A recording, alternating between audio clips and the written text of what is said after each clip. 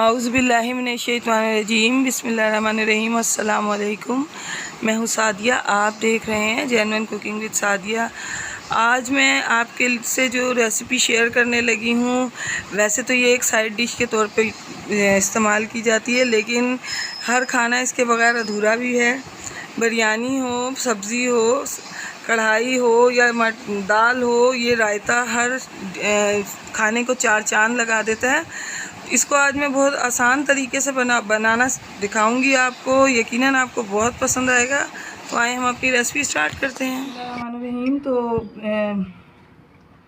رائتہ بنانے کے لیے سب سے پہلے میں نے کھیرا لیا، اس کو بیچ میں سے کٹ کیا۔ ہم اس کو اس طرح سے چھوٹے گریٹر سے گریٹ کریں گے، اس لیے کہ رائتے کے اندر بڑی بڑی سبزی آتی ہے، وہ اچھی نہیں لگتی، لیکن آپ جب اس کو بنائیں گے تو یقیناً آپ کو یہ بے حد پسند آئے گی۔ بسم اللہ الرحمن الرحیم۔ دیکھیں ویورز، میں نے اس کو گریٹ کیا۔ اب ہم اس کو کسی بھی سٹرینر کی مدد سے، یہ دیکھیں، ہم اس کا واٹر نکال لیں گے۔ جتنا بھی پانی ہوگا اس کے اندر ہم سارا نکال لیں گے۔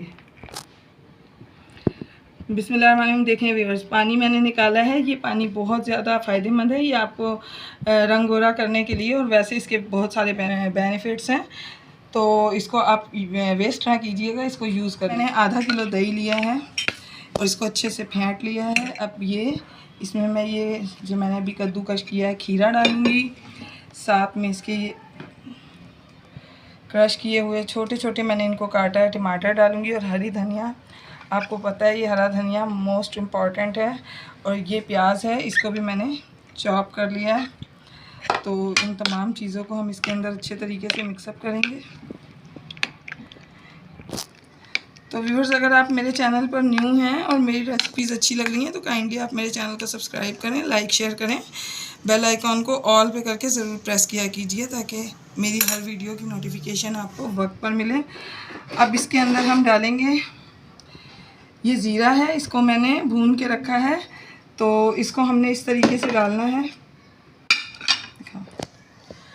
اس طرح سے میں ہاتھ میں لوں گی اور اس کو ہم مسل کے ڈالیں گے۔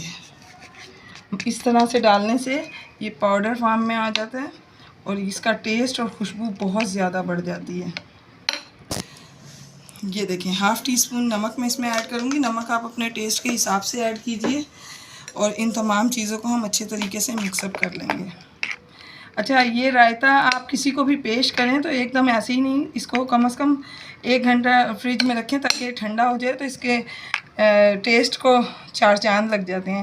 دیکھیں رائتہ بن کے بالکل ریڈی ہے۔ آپ اس کو سائیڈ ڈش کے طور پہ یوز کریں، پلاؤ، بریانی یا سبزی، دال، کڑھائی، کسی کے ساتھ بھی ملا کے اس کو آپ کھائیں، یقین مانیں آپ کی ہر ریسیپی، ہر ڈش کا مزہ دوبالا ہو جائے گا۔ تو آپ اس کو میرے طریقے سے ضرور بنائیے گا، تو یقیناً آپ کو پسند آئے گا انشاءاللہ۔ تو ویورز، میں آپ کو اپنی دعاؤں میں یاد رکھتی ہوں، آپ اپنی دعاؤں میں مجھے یاد رکھا کیجئے۔ تو ملتے ہیں نیکسٹ ریسیپی میں۔ اوکے، اللہ حافظ۔